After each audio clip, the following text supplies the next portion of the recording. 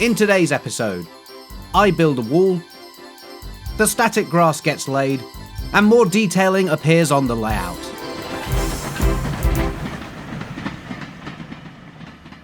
Hello everyone, welcome back to my channel, That Model Railway Guy, and welcome to episode 3 of this festive series where I'm building a model railway layout to go round a Christmas tree. As I'm sure you know by now, this series is sponsored by D-Rails, one of my favourite model railway retailers, and I'll be talking about why that is a little bit later on. Now, in the previous instalment of this layout build, North Poleton took several major steps forward when it came to the scenery, and that continues to be the case today. Just to give you a quick recap before we start work again, in the last episode, the landscape was completed to join the upper level into the scene, including the installation of a rock face and the pathway down to the platform. I also made a level crossing out of clay to access the goods yard, and the street scene started to take shape too, with the road surface being put down and several buildings making an appearance as well. With the street scene starting to get more busy, I do need to make sure people don't accidentally drive off the edge of the cliff. So I'm starting off today by adding some walling along the edge of the upper section.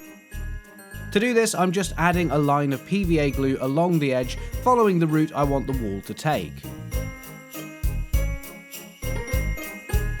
I can then push the wall sections I'm using down into the glue, and it's tacky enough that it holds it in place nicely.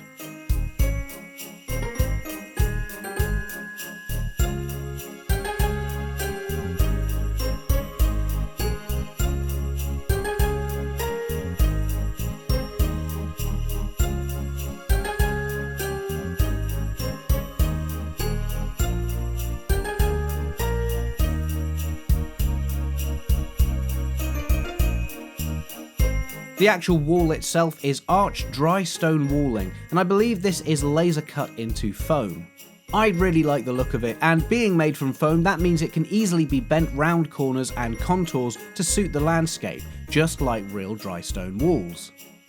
To join several sections together, well, the ends just have a simple notch in them which can be matched up and then joined together with a little bit of PVA glue.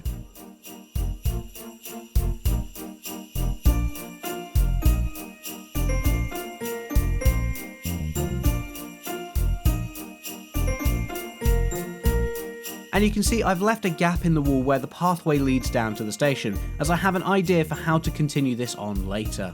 This walling is a really nice little detail to improve the scene, and it shouldn't be too long before the glue dries. Now, just a quick reminder, if you want to see new videos in this series before everyone else, you can become a channel member and watch the next episode right now. Well, after you've watched this one, of course. Not only do you get early access to these videos, but you can also help me decide the direction of the channel for the future. And in fact, I have some decisions to make on the modular railway really soon, which I'm going to be putting to the channel members to see what they think. So, if you enjoy these videos and want to be more involved with how the channel works, then definitely click that join button just below this video to get access to all that and more. It starts from just £1.99, so get yourself an early Christmas present, and I'll see you in the members area really soon. Meanwhile, it's time to move on to one of the biggest scenic steps, and that is adding the grass. I'm just starting off by putting down a layer of PVA glue all over the area that I'm intending to cover. Now, the way I like to do this is use a large brush first to cover the majority of the area.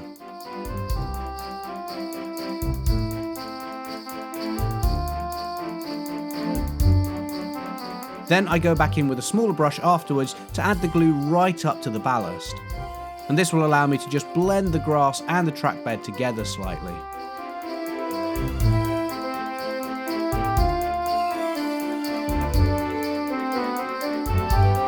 It's now time to add the grass itself, and for this I'm using static grass. Static grass is essentially tiny little fibres, and the device I'm using to drop these fibres over the layout gives them a slight static charge. That means when they drop into the glue, they stand up on end, giving the appearance of individual blades of grass. Now, this is just an initial base layer for the moment, and for this I'm using WWS 2mm winter grass. This has a slightly more faded look than the more colourful summer grass I usually use, and there are links down in the description to where you can get both the grass and the applicator that I'm using. This exact same process is then repeated on the other side of the layout. Round here there are more little patches of grass between and around the tracks, so I do need to take a little bit of extra care when I'm putting the glue down.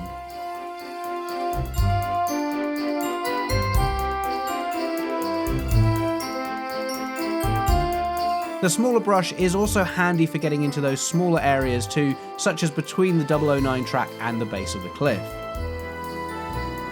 With the glue all down, I can now start adding grass to this area as well. Generally, I'm working my way from the back to the front, starting off with the area just at the bottom of the cliff face first. As I work my way forwards, I then do the area between the two tracks and the siding.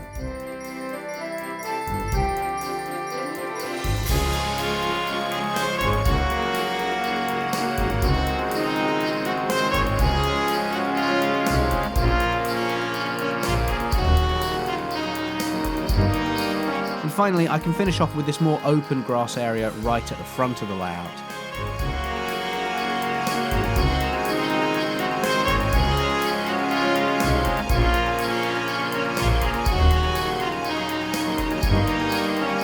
And of course, any excess grass that doesn't fall in the glue can just easily be cleaned up using a small hand-powered vacuum.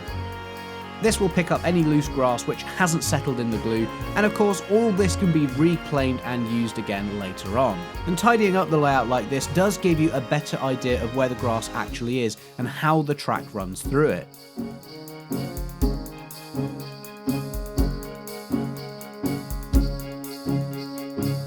With the larger areas done, now I'm going to tackle some of the smaller parts like the grass verges on either side of the pathway. Here I'm being careful to make sure I put glue everywhere I need the grass to go without getting it on things like the rocks, for example. The base layer of static grass can then be scattered over this just as I did before.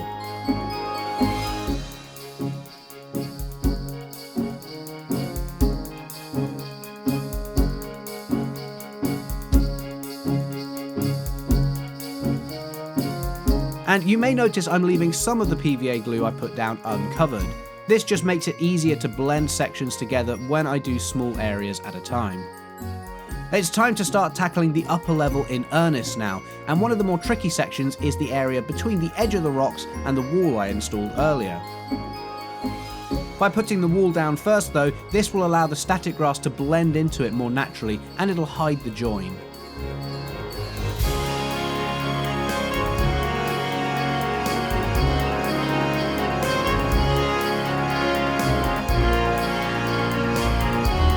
In addition to doing this area, I'm also doing the whole section in front of the road at the same time.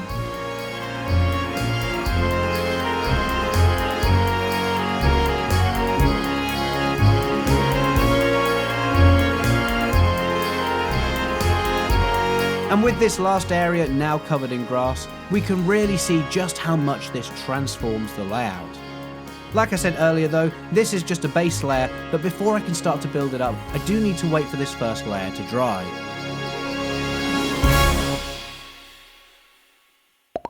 It's amazing how much a layout changes once you get some grass on it, and it's really great to see the scenery on North Poleton starting to come alive.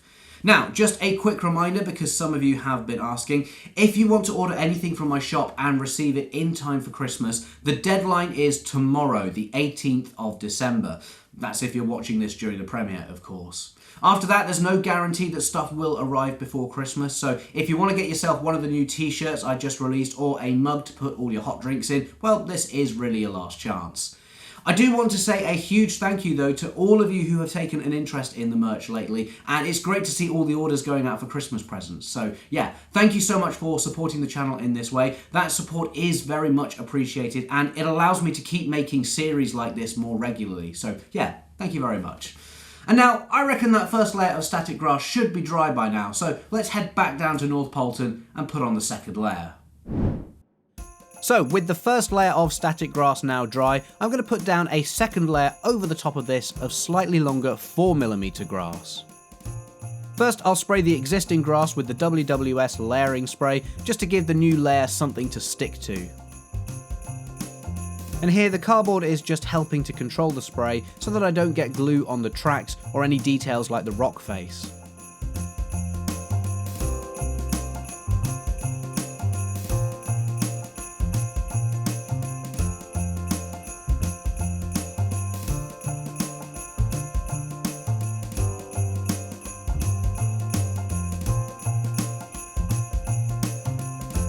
Adding the spray glue is a fairly quick process though, so it's not long before the 4mm patchy grass can be added over the layout.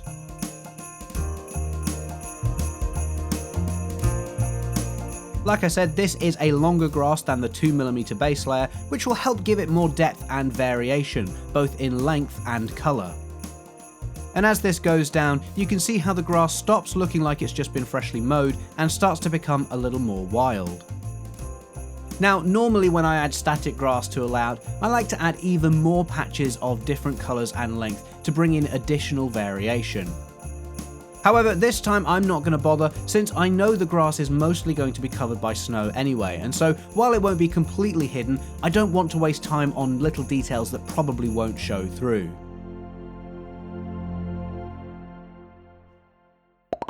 I'm now going to add some more detailing to the layout with a bit of fencing. As I mentioned earlier, I left a gap in the dry stone wall where the path leads down to the railway, so here I'm going to continue on the boundary with this Pico fencing. You may remember from previous episodes that the surface here is just made from mod rock, so all I'm doing is using a pin drill to punch a small hole through the surface at the correct points. The fence post can then be pushed down into that hole, and because the fencing is malleable, it bends and flexes to the contours. I then just repeat this process, working my way down the length of the fence until I reach the bottom of the hill.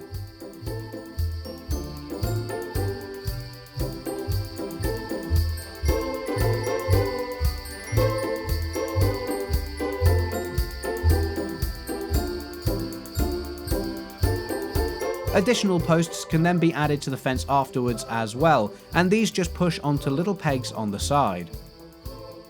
And then they can be fixed in place with a small amount of plastic weld. There are a few little gaps below the fence, but these can be disguised later with some foliage. Little details like this really add more realism to the scene, as anyone walking down the hill to the platform would need to be protected from falling over the edge. And of course, to fix it all in place, I'm just adding a blob of PVA glue at key posts along the length. And with that section complete, I really like the look of this fencing, so I'm going to add more of it around the front.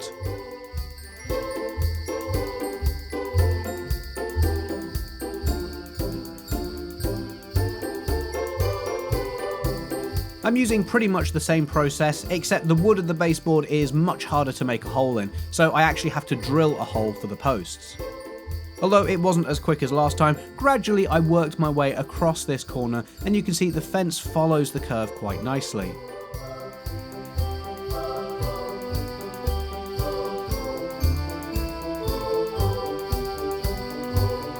This same process is then repeated along the other side of the layout, although at this point I got tired of using the pin drill, so you can see I've graduated to using the powered drill instead. And like with the fence on the pathway, this just helps create a nice border around the track work, like you would see in real life to keep trespassers off the line.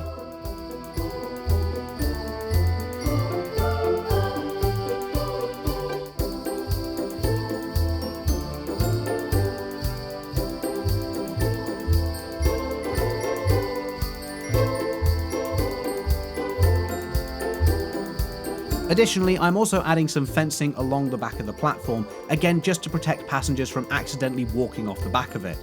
Luckily I had this stuff going spare. I believe it's actually GWR fencing, and I do think it helps frame the platform quite nicely.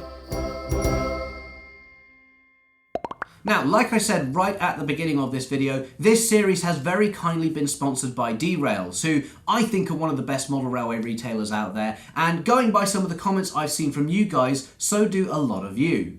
Now, one thing I really like about D-Rails is their shipping costs. They actually offer a free economy shipping if your order is over £20, which I think is incredible. I mean, a lot of retailers don't offer free shipping to you until you spend a few £100s with them. So I think it's clear to see here that D-Rails really do care about their customers. And I can say that confidently given the interactions I've had with them myself as a customer over the years. Obviously, there's a lot going on with the postal system at the moment with the strikes and the run-up to Christmas as well, but D-Rails have actually updated their website to reflect this with some new options just to keep everyone in the loop if you are ordering from them. Amazingly though, their most expensive option for next working day delivery is still only £5.99, so Great if you need to get some last minute Christmas presents. Obviously, it's more than just their shipping costs that makes derails a great place to buy from though, and a lot of the products I'm using throughout this build can be bought from their website, derails.co.uk. For example, the fencing I was just using came from them, as does some of the stuff that we're going to be looking at in just a moment too. As always, there's links down in the description to where you can buy the products I've been using, and thank you again to Derails for sponsoring this series. And now, with the grass down and the fences in place, it's really time to go to town on this layout and start adding some foliage. For me, this is a step that I think really helps bring a layout to life. Generally, I don't go into this with a plan, I just do what feels right and see how things go. Larger clumps like this though are great for covering up gaps in the scenery. Now this is the Woodland Scenics Finely Foliage I'm using, and I've gone with the olive variant as I felt the faded colour matched my winter theme. I do also have some smaller foliage left over from my previous layouts, which I'll be using on North Poleton as well. Now the colour is a little bit brighter on this, but I'm hoping it won't be so noticeable once I've covered them in snow. These smaller clumps are great for adding around the bottom of the fencing just to help blend it in, so I'll just add a broken line of PVA glue alongside it. The foliage can then be added over the top to create the weeds and bushes that often spring up around fences.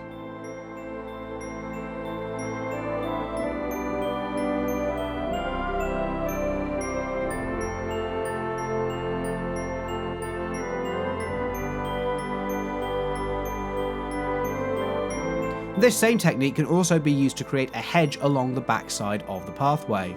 Again, a line of PVA glue is added over the static grass before various foliage is then added over the top as appropriate. I've used a mixture of both the clump and the fine leaf foliage here, and the result is a hedge that looks a little bit overgrown and wild. This becomes an unofficial border to the other side of the pathway and just helps define it a bit more.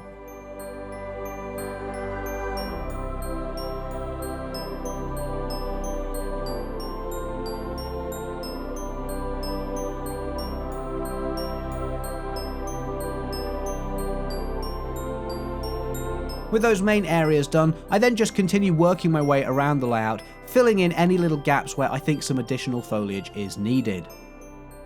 It works really well for breaking up these sort of open sections of grass between the track.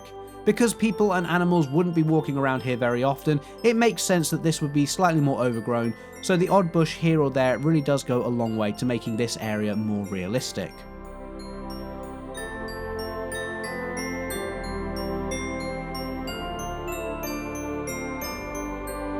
And since there's no signal box on this layout, I decided to add a little ground frame with a few levers to control the points. Again, this is a nice little detail to include, and it was easily stuck down with a bit of PVA glue.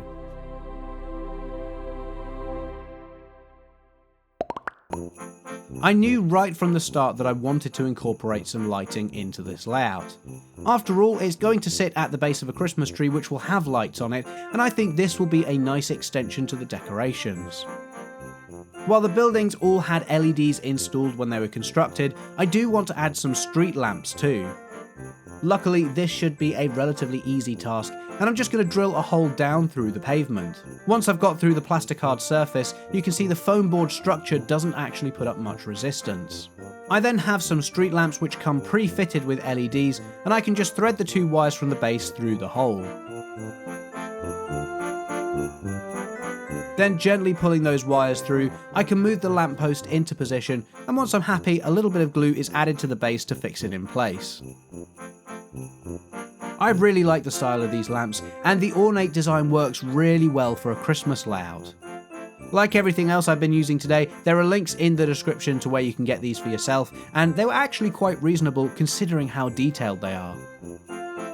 Of course, once I had worked my way down one side of the street, I then repeated the process for the other side too, this time staggering the lamps at intervals.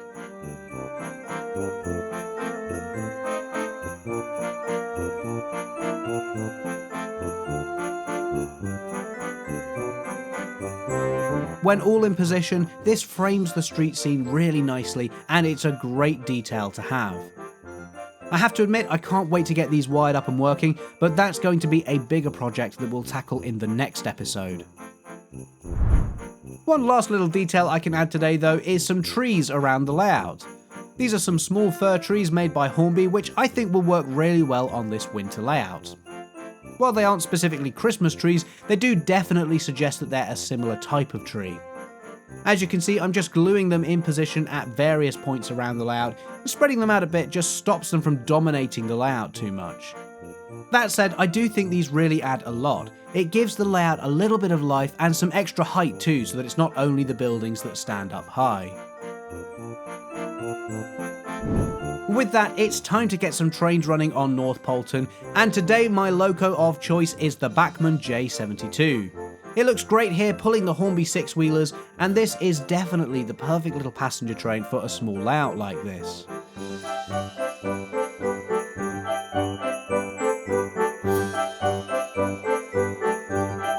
With the addition of the grass and the foliage, North Poleton is definitely starting to feel a lot more finished now, and in fact, for a lot of layouts, this could be where things come to an end.